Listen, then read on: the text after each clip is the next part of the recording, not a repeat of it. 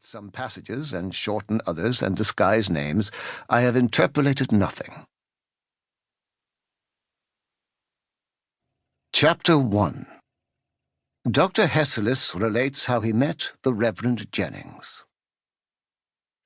The Reverend Mr. Jennings is tall and thin. He is middle-aged and dresses with a natty, old-fashioned high church precision. He is naturally a little stately, but not at all stiff. His features, without being handsome, are well-formed, and their expression extremely kind, but also shy. I met him one evening at Lady Mary Hayduke's. The modesty and benevolence of his countenance are extremely prepossessing. We were but a small party, and he joined agreeably enough in the conversation. He seems to enjoy listening very much more than contributing to the talk, but what he says is always to the purpose and well said. He is a great favourite of Lady Mary's, who, it seems, consults him upon many things, and thinks him the most happy and blessed person on earth. Little knows she about him.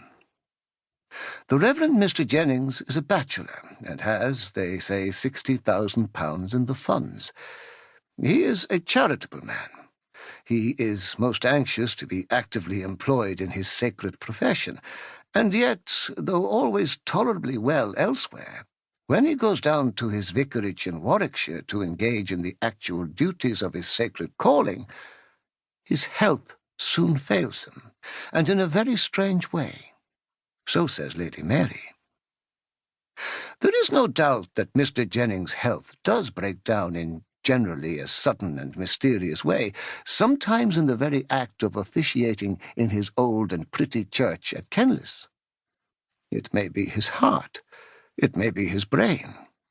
But so it has happened 3 or 4 times, or oftener, that after proceeding a certain way in the service, he has on a sudden stopped short, and after a silence, apparently quite unable to resume, he has fallen into solitary, inaudible prayer, his hands and his eyes uplifted, and then pale as death, and in the agitation of a strange shame and horror, descended trembling and got into the vestry room, leaving his congregation without explanation to themselves.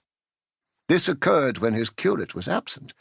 When he goes down to Kenlis now, he always takes care to provide a clergyman to share his duty, and to supply his place on the instant should he become thus suddenly incapacitated.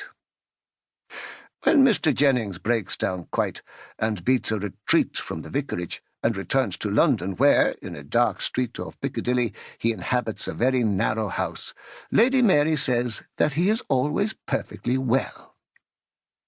I have my own opinion about that. There are degrees, of course. We shall see. Mr. Jennings is a perfectly gentlemanlike man. People, however, remark something odd. There is an impression a little ambiguous. One thing which certainly contributes to it, people, I think, don't remember, or perhaps distinctly remark. But I did, almost immediately.